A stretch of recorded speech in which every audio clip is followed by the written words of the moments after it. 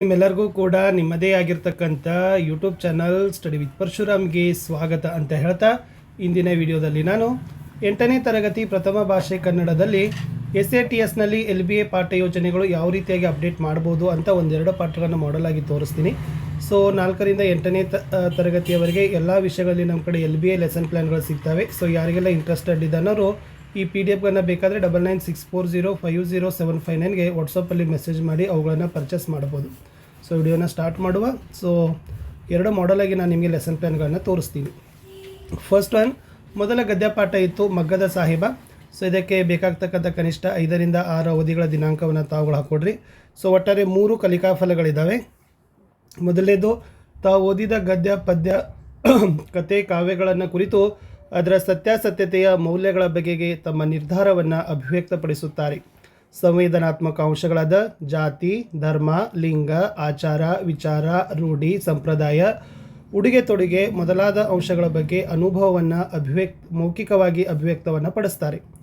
ಕನ್ನಡ ವರ್ಣಮಾಲೆಯನ್ನು ಅರ್ಥೈಸಿಕೊಂಡು ತಪ್ಪಿಲ್ಲದಂತೆ ಉಚ್ಚರಿಸ್ತಾರೆ ಮತ್ತು ಬರೀತಾರೆ. ಇವು 3 ಕಲಿಕಾ ಫಲಗಳನ್ನು ಅಪ್ಡೇಟ್ ಮಾಡಬೇಕು.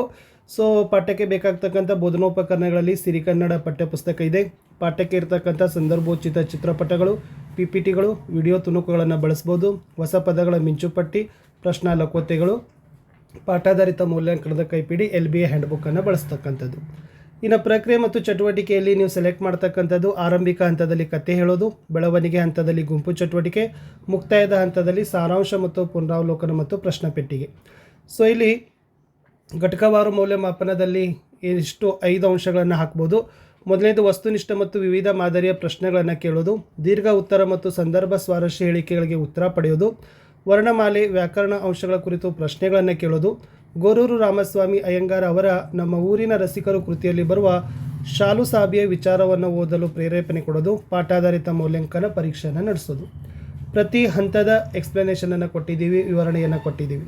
ಕತೆ ಹೇಳೋದು ಅಂದರೆ ಪ್ರಾರಂಭಿಕ ಹಂತದಲ್ಲಿ ಧಾರ್ಮಿಕ ಸಹಿಷ್ಣುತೆ, ಗುಡಿ ಕೈಗಾರಿಕೆಗಳ ಕುರಿತಾದ ಒಂದು ಕತೆ ಅಥವಾ ವಿವರಣೆಯನ್ನು ಕೊಡೋದು.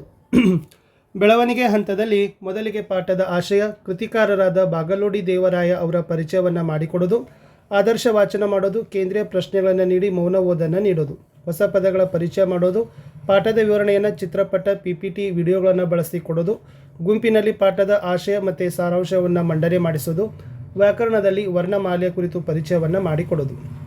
ಮುಕ್ತಾಯದ ಹಂತದಲ್ಲಿ ಪಾಠದ ಸಾರಾಂಶ ಮತ್ತು ಪುನರಾವಲೋಕನವನ್ನು ಕೈಗೊಳ್ಳೋದು. ಈ ಪ್ರಶ್ನೆ ಪೆಟ್ಟಿಗೆಯಲ್ಲಿ ಈ ರೀತಿಯಾಗಿರ್ತಕ್ಕಂಥ ವಿವಿಧ ಮಾದರಿಯ ಪ್ರಶ್ನೆಗಳನ್ನು ಕೇಳ್ಬೋದು. ಅಬ್ದುಲ್ ರಹೀಮನ ಹಠವೇನು, ರಹೀಮ ಮಗನನ್ನು ಶಾಲೆಯಿಂದ ಬಿಡಿಸಿದ್ದೇಕೆ, ಪದಗಳ ಅರ್ಥ ತಿಳಿಸಿ, ಚಿಂದಿ, ಗೌಪ್ಯ, ಆಮೇಲೆ ಮಗ್ಗವಲ್ಲ ಕೊರಳಿಗೆ ಹಗ್ಗ, ಈ ಮಾತನ್ನು ಯಾರು ಯಾರಿಗೆ ಹೇಳಿದರು, ಆಮೇಲೆ ಸ್ವರ ಅಂದರೆ ಏನು. ಸೊ ಈ ತನಗಿರ್ತಕ್ಕಂಥ ಪ್ರಶ್ನೆಗಳನ್ನು ನಾವು ಚೀಟಿಗಳಲ್ಲಿ ಬರೆದು ಲಕೋಟೆಗಳಲ್ಲಿ ಬರೆದು ನಾವು ಪುನರಾವಲೋಕನ ಅಥವಾ ಮುಕ್ತಾಯದ ಹಂತದಲ್ಲಿ ಅದನ್ನು ಬಳಸ್ಬೋದು.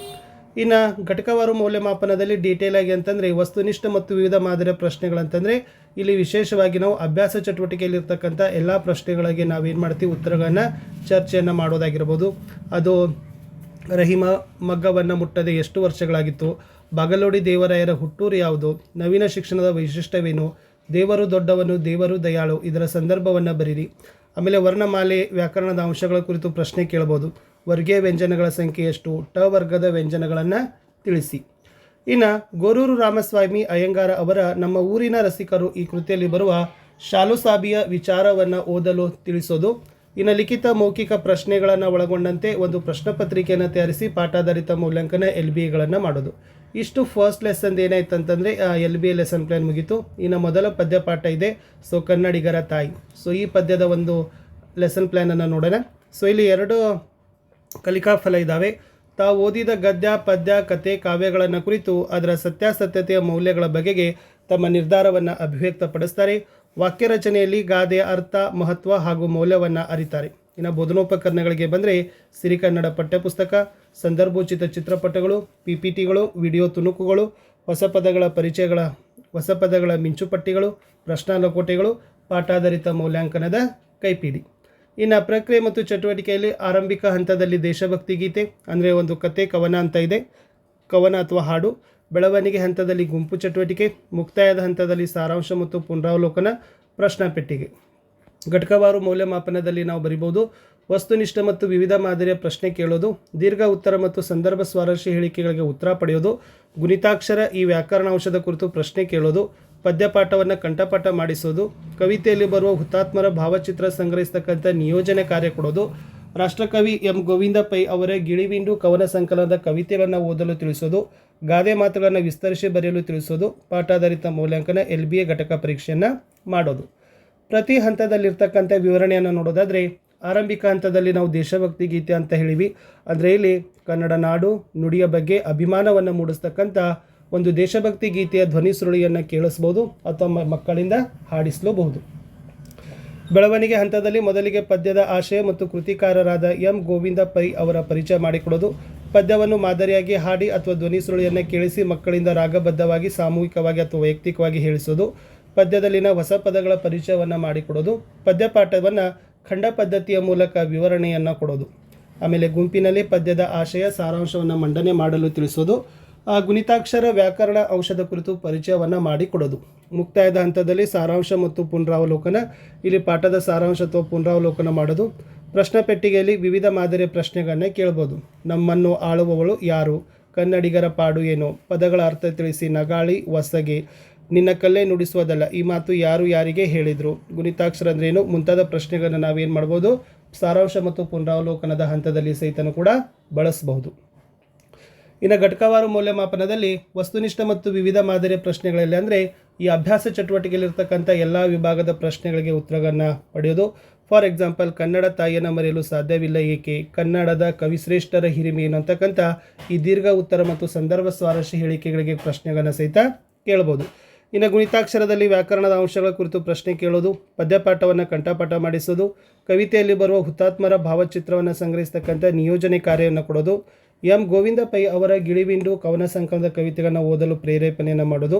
ಆಮೇಲೆ ಗಾದೆ ಮಾತುಗಳನ್ನು ವಿಸ್ತರಿಸಿ ಬರಲಿಕ್ಕೆ ತಿಳಿಸೋದು. ಫಾರ್ ಎಕ್ಸಾಂಪಲ್, ಮಾತು ಬೆಳ್ಳಿ ಮೌನ ಬಂಗಾರ, ಕೈ ಕೆಸರಾದರೆ ಬಾಯಿ ಮೊಸರು, ಇಲ್ಲಿ ಅದರ ಮಹತ್ವದೊಂದಿಗೆ ವಿವರಣೆಯನ್ನು ಮಾಡ್ತಕ್ಕಂಥ ಚಟುವಟಿಕೆಯನ್ನು ಮಾಡಿಸೋದು. ಇನ್ನು ಪಾಠಾಧಾರಿತ ಮೌಲ್ಯಾಂಕನ LBA ಪರೀಕ್ಷೆಗಳನ್ನು ಮಾಡೋದು. ಒಂದು ಗದ್ಯ ಮತ್ತು ಪದ್ಯವನ್ನು ಒಳಗೊಂಡಂತೆ ಪ್ರಶ್ನೆಗಳನ್ನು ರಚನೆ ಮಾಡಿ ನಾವೇನು ಮಾಡ್ತೀವಿ, ಲಿಖಿತ ಪರೀಕ್ಷೆಗಳನ್ನು ನಾವೇನು ಮಾಡ್ತೀವಿ, ನಡೆಸ್ತೀವಿ. ಇಷ್ಟು ಏನಾಗಿತ್ತು ಅಂತಂದರೆ ಪಾಠಾಧಾರಿತ ಮೌಲ್ಯಾಂಕನವನ್ನು ನಾವೇನು ಮಾಡ್ಬೋದು, ನಡೆಸ್ಬೋದು. ಇಷ್ಟು ಈ ಒಂದು LBAಗಳಲ್ಲಿರ್ತಕ್ಕಂಥ ಒಂದು ಲೆಸನ್ ಪ್ಲ್ಯಾನನ್ನು ಕೊಟ್ಟಿದ್ದೀನಿ. ಸೊ ಯಾರಿಗೆಲ್ಲ 4ರಿಂದ 8ನೇ ತರಗತಿಗೆ ಈ ಲೆಸನ್ ಪ್ಲ್ಯಾನ್ಗಳನ್ನು ಬೇಕನ್ನೋರು 9964050759 ನನಗೆ ವಾಟ್ಸಪ್ಪಲ್ಲಿ ಮೆಸೇಜ್ ಮಾಡಿ ಅವುಗಳನ್ನು ಪರ್ಚೇಸ್ ಮಾಡ್ಬೋದು. ಸೊ ಎಲ್ಲ ವಿಷಯಗಳಲ್ಲೂ ಕೂಡ ಲೈನ್ ಅಪ್ ಮಾಡ್ತಾರೆ ಅವುಗಳನ್ನು ಸಹಿತ. ಅಷ್ಟೇ ಅಲ್ಲದೆ ಲೆಸನ್ ಪ್ಲ್ಯಾನ್ ಜೊತೆಗೆ ನಾವು LBAಗಳನ್ನು ಕೂಡ ಕೊಡ್ತಾ ಇದ್ದೀವಿ. LBA ಸಿಗ್ತದೆ ನಮ್ಮ ಕಡೆ. ಆಮೇಲೆ FA ಮತ್ತು SA ಕ್ವಶನ್ ಪೇಪರ್ಗಳು ಕೂಡ ನಮ್ಮಲ್ಲಿ ಏನಾಗ್ತಾವೆ ಅಂತಂದರೆ ಸಿಗ್ತಾವೆ. ಸೊ ಯಾರಿಗೆಲ್ಲ ಇಂಟ್ರೆಸ್ಟೆಡ್ ಇದೆ ಅನ್ನೋರು ತಾವುಗಳು ನಂಬರನ್ನು ಮೆಸೇಜ್ ಮಾಡೋದ್ರ ಮೂಲಕ ವಾಟ್ಸಪ್ಪಲ್ಲಿ ಅವುಗಳನ್ನು ಪರ್ಚೇಸನ್ನು ಮಾಡ್ಬೋದು.